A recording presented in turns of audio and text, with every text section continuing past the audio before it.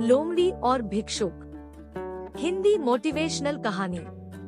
दोस्तों नमस्कार, आप सभी का स्वागत है।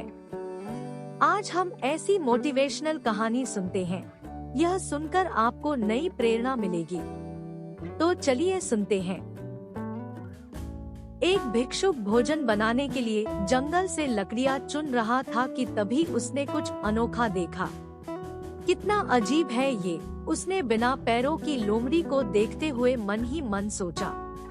आखिर इस हालत में ये जिंदा कैसे है? उसे आश्चर्य हुआ और ऊपर से ये बिल्कुल स्वस्थ है।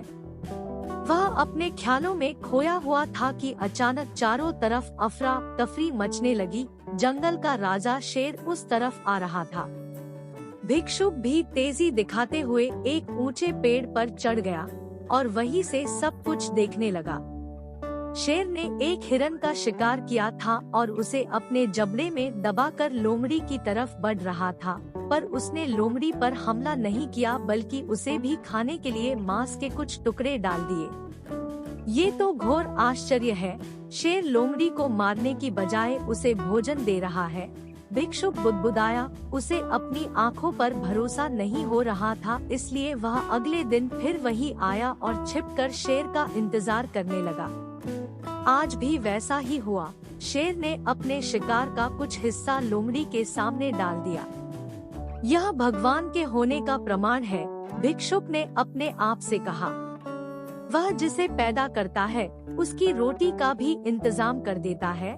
आज से इस लोमड़ी की तरह मैं भी ऊपर वाले की दया पर जीऊंगा। ईश्वर मेरे भी भोजन की व्यवस्था करेगा। और ऐसा सोचते हुए वह एक वीरान जगह पर जाकर एक पेड़ के नीचे बैठ गया। पहला दिन बीता पर कोई वहाँ नहीं आया।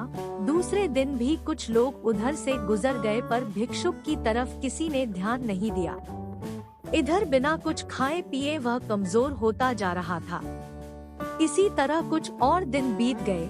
अब तो उसकी रही सही ताकत भी खत्म हो गई। वह चलने फिरने के लायक भी नहीं रहा। उसकी हालत बिल्कुल मृत व्यक्ति की तरह हो चुकी थी कि तभी एक महात्मा उधर से गुजरे और भिक्षुक के पास पहुँचे। उसने अपनी सारी कहानी महात्मा जी को सुनाई और बोला, अब आप ही बताइए कि भगवान इतना निर्दयी कैसे हो सकते हैं? क्या किसी व्यक्ति को इस हालत में पहुँचाना पाप नहीं है? बिल्कुल है, महात्मा जी ने कहा, लेकिन तुम इतना मूर्ख कैसे हो सकते हो?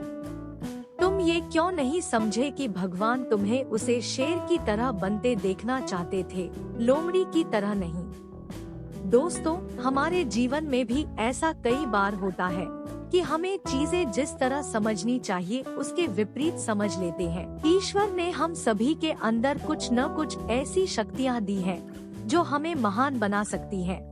जरूरत है कि हम उन्हें पहचाने। उस भिक्षुक का सौभाग्य था कि उसे उसकी गलती का एहसास कराने के लिए महात्मा जी मिल गए, पर हमें खुद भी चौकन्ना रहना चाहिए कि कहीं हम शेर की जगह लोमड़ी तो नहीं बन रहे हैं।